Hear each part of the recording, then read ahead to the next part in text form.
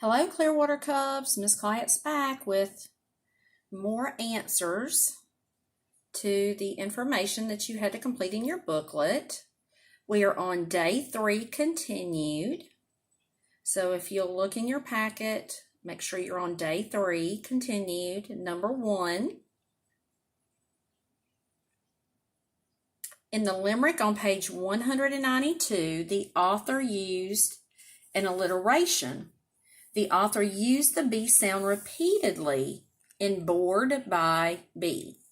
What may be the reason the author chose to use the B sound in this limerick? Boys and girls, before school let out, we were studying poetry, and we learned that poets, or the authors of poems, use a lot of different techniques or author's craft to catch the reader's attention. Sometimes they do this to be funny or just to be interesting. One technique that poets use from time to time is called alliteration. Alliteration is the repeated consonant sound being used over and over again in a poem, or it could even possibly be a story. So in this poem, the B sound is used over and over again. Bored by bee. The buzzing bee is also used in this poem. An example answer that you could have written would be he probably used the B sound since the poem is about a bee. That is the only real logical answer that you could have for that one. Number 2, while reading the first stanza in the poem, upside down on page 194, when would the reader pause? The reader would pause after the words flat and before the word they. And if you remember in our previous video, boys and girls, that the white space signals that there's time for you to pause. The author wants you to pause so that you can stop and think about what you just read in the previous stanza. Moving along, you had to read an excerpt called Treasures in a Pinecone. And of course, this is an informational article or nonfiction article. That means it's true or informational. It's full of real, true facts. And boys and girls, if you'll notice, Miss Clyatt highlighted as I read because I was looking. My mind was very busy as I was reading. I was looking for important information. I was thinking even before I read, what is this article going to be about?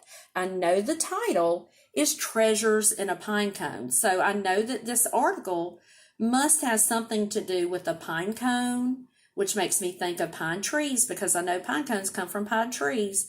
But treasures, I was wondering what kind of treasures could be in a pine cone. So as I read, that was in the back of my mind. And so I was constantly thinking, what kind of treasures could be in a pine cone? And of course, as I got to the end of this first section here, I noticed that it says the wind may blow the seeds to places where they can grow into new pine trees. A seed has a better chance of taking root and growing when the weather is warm. So I stopped and I thought about this, and I thought about, why is the pine cone important? They're important because they drop seeds that grow into new trees. Okay, flip the page. And this is day 4 continued. This is the second part of the article, Seeds Are Food Too. After I read this section, boys and girls, and of course, you know our minds are always busy. We're stopping and we do those quick checks, and we think about what we just read after we've read it, because we're big kid third graders and we're doing big kid reading.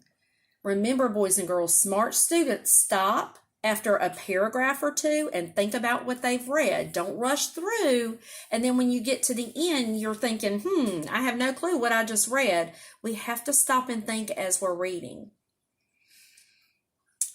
Miss Clyatt highlighted some things that I thought were important. I noticed at the very beginning of this, paragraph says pine seeds are an important source of food for many animals. So that lets me know that's going to be the central or the main idea of this text. And then at the very end, it also says seeds inside a pine cone are important for the growth of new trees and as food for animals. Boys and girls, this lets me know that this entire article was basically about, this is a very good summary of what I just learned. Seeds inside a pine cone are important for the growth of new trees and as food for animals. And of course, boys and girls, I forgot to mention, make sure you pay attention to your subheadings too. This subheading that says seeds are food too lets me know what's going to be in this section. Number 1, Part A, says, what is the main idea of the text? The answer is A. The seeds guarded in pine cones grow the forest and provide food for animals. Part B, which detail from the text best supports the answer to Part A? Boys and girls, it is very important that when we pick our answer here, it has to match and go with the answer to Part A. Now, if I have the wrong answer to Part A, I'm probably going to have the wrong answer to Part B. So it's really important that I have picked the correct answer for Part A. The answer for Part B, number 2, is D. Seeds inside a pine cone are important for the growth of new trees and as food for animals. It is the pine cone's job to protect and release them. I'm sure you all are thinking, yep, Miss Clyett, she loves to highlight important information or underline it, and that's exactly what I did. I underlined growth of new trees and as food for animals because that's what this article is mostly about. It is the pine cone's job to protect and release them. And that matches with A, the answer. The seeds guarded in pine cones grow the forest and provide food for animals. And if you'll notice, a lot of what I highlighted matches. Okay, number 3, which of the following best describes the author's point of view? Author's point of view means how they feel about a topic.